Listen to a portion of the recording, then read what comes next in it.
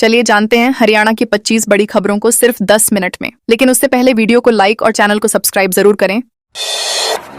हरियाणा राज्यसभा चुनाव में इनेलो के स्टैंड पर सस्पेंस। हरियाणा में राज्यसभा की 2 सीटों के लिए चुनाव को लेकर राजनीतिक हलचल तेज हो गई है। भाजपा से संजय भाटिया, कांग्रेस से कर्मवीर बौद्ध और निर्दलीय सतीश नांदल मैदान में हैं। कुछ निर्दलीय विधायकों और भाजपा के कुछ विधायकों ने नांदल को समर्थन दिया है। वहीं इंडियन नेशनल लोकदल के 2 विधायकों का रुख अभी साफ नहीं हुआ है। पिछले चुनावों में इनेलो भाजपा के साथ रही है, लेकिन इस बार नांदल पहले इनेलो छोड़कर भाजपा में गए थे। ऐसे में उनके समर्थन को लेकर सस्पेंस बना हुआ है। हालांकि संख्या बल के लिहाज से भाजपा और कांग्रेस दोनों मजबूत स्थिति में हैं।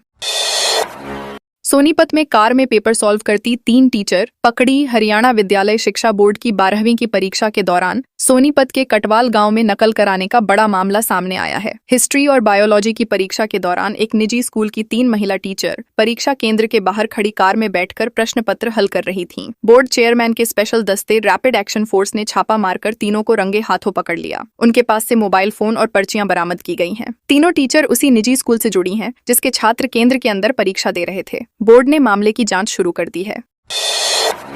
करनाल मारपीट विरोध में सोनीपत के 135 डॉक्टर्स की हड़ताल। करनाल के घरौंडा सामुदायिक स्वास्थ्य केंद्र में एक डॉक्टर के साथ कथित मारपीट और अवैध हिरासत के विरोध में Haryana civil medical services association के आह्वान पर सोनीपत में करीब 135 सरकारी डॉक्टर हड़ताल पर रहे। डॉक्टरों ने ओपीडी सेवाएं बंद रखकर विरोध जताया, जिससे सिविल अस्पताल सहित जिले के कई सरकारी अस्पतालों में मरीजों को परेशानी का सामना करना पड़ा। हालांकि इमरजेंसी सेवाएं चालू रखी गईं। डॉक्टरों ने घटना में शामिल पुलिसकर्मियों के खिलाफ कार्रवाई की मांग की है और चेतावनी दी है कि यदि उचित कार्रवाई नहीं हुई तो आंदोलन तेज किया जाएगा।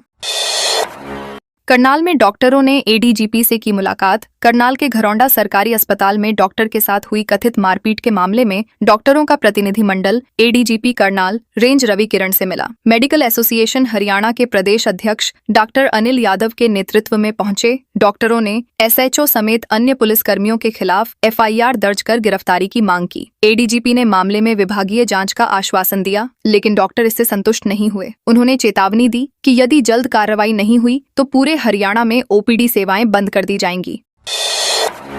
पानीपत में भैंसे को शराब पिलाने पर एफआईआर। पानीपत के गांव नौलथा में होली के दौरान भैंसे को जबरन शराब पिलाने का वीडियो वायरल होने के बाद पुलिस ने मामला दर्ज किया है। पशु अधिकार संगठन पीटा इंडिया ने इस घटना पर कड़ा संज्ञान लेते हुए शिकायत दर्ज कराई थी। इसके बाद इसराना थाना पुलिस ने गाँव के कार्तिक खोखर के खिलाफ केस दर्ज कर जाँच शुरू कर दी। शिकायत में कहा गया कि त्योहार की आड़ में बेजुबान पशु के साथ क्रूरता की गई। पीटा इंडिया ने प्रशासन से भैंसे को उसके मालिक से जब्त कर इलाज कराने और आरोपियों के खिलाफ सख्त कार्रवाई की मांग की है।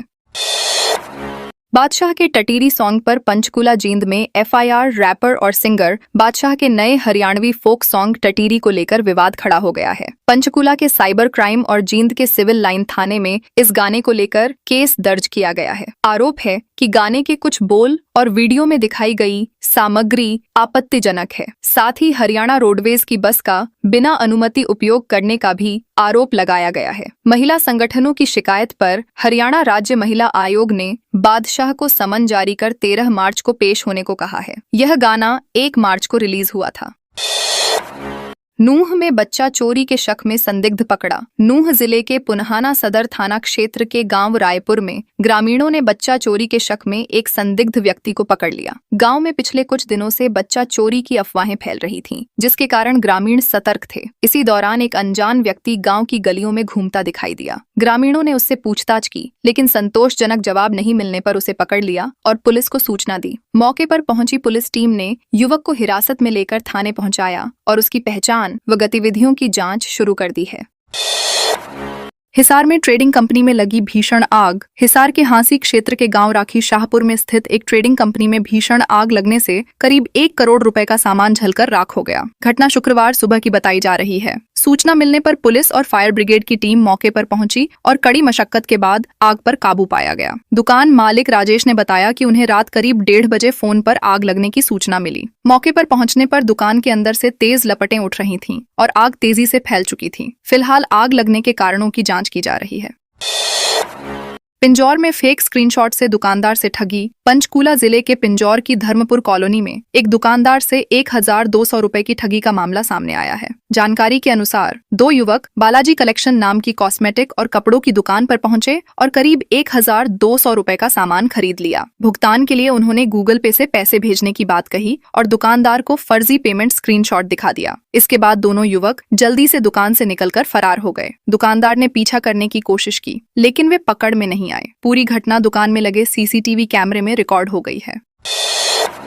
रोहतक पीजीआई में एनीट के खिलाफ छात्रों का आक्रोश। रोहतक स्थित पीजीआईएमएस में नर्सिंग में एडमिशन प्रक्रिया को लेकर छात्रों ने जोरदार विरोध प्रदर्शन किया। बड़ी संख्या में छात्र वीसी कार्यालय के बाहर पहुंचे और प्रशासन व सरकार के खिलाफ नारेबाजी की। इस दौरान कुछ छात्र वीसी ऑफिस के कैंची वाले गेट को तोड़कर अंदर भी घुस गए और डीएमआईआर के नाम झापन सौंपा। छात्रों का कहना है कि पहले नर्सिंग एडमिशन के लिए सीईटी परीक्षा होती थी, लेकिन अचानक एनईटी के जरिए एडमिशन का नोटिस जारी कर दिया गया। उनका आरोप है कि नोटिस के बाद आवेदन के लिए बहुत कम समय दिया गया, जिससे कई छात्र फॉर्म भरने से वंचित रह जाएंगे।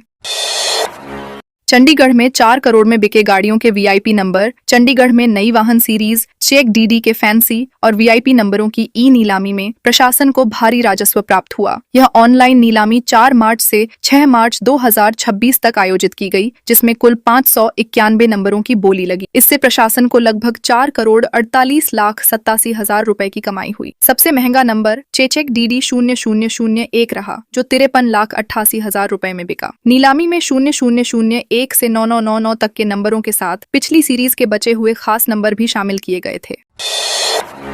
जींद में अनियंत्रित कार कंबाइन से टकराई। जींद जिले के जुलाना क्षेत्र में गतौली गांव के पास एक सड़क हादसे में कार और कंबाइन की जोरदार टक्कर हो गई। इस हादसे में कार चालक गंभीर रूप से घायल हो गया, जिसे तुरंत उपचार के लिए रोहतक पीजीआई रेफर किया गया। जानकारी के अनुसार भिवानी जिले के सिरसा गोघड़ा गांव निवासी विनोद कार से रोहतक से जींद की ओर जा रहे थे। इसी दौरान उनकी कार अचानक अनियंत्रित हो गई और पहले डिवाइडर से टकरा गई। इसके बाद सामने से आ रही कंबाइन से जा भिड़ी। टक्कर इतनी जोरदार थी कि कार बुरी तरह क्षतिग्रस्त हो गई।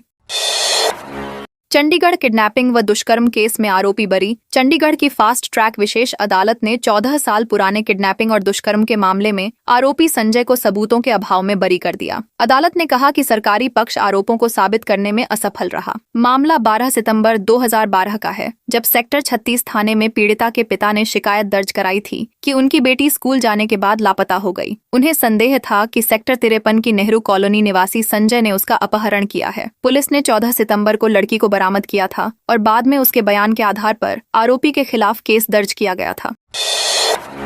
हरियाणा के स्कूलों में नया नियम। हरियाणा में पहली कक्षा में दाखिले को लेकर नया नियम लागू किया गया है। अब कक्षा पहली में प्रवेश के लिए बच्चे की न्यूनतम आयु 6 वर्ष तय की गई है। यह बदलाव राष्ट्रीय शिक्षा नीति 2020 के तहत किया गया है और इसे 1 अप्रैल से शुरू होने वाले नए शैक्षणिक सत्र 2026-27 से लागू किया जाएगा। विद्यालय शिक्षा निदेशालय ने इस संबंध में प्रदेश के सभी जिला शिक्षा अधिकारियों और खंड शिक्षा अधिकारियों को आदेश जारी किए हैं। पहली कक्षा में दाखिले के लिए न्यूनतम आयु सीमा 5.5 वर्ष थी, जिसे अब बढ़ाकर 6 वर्ष कर दिया गया है।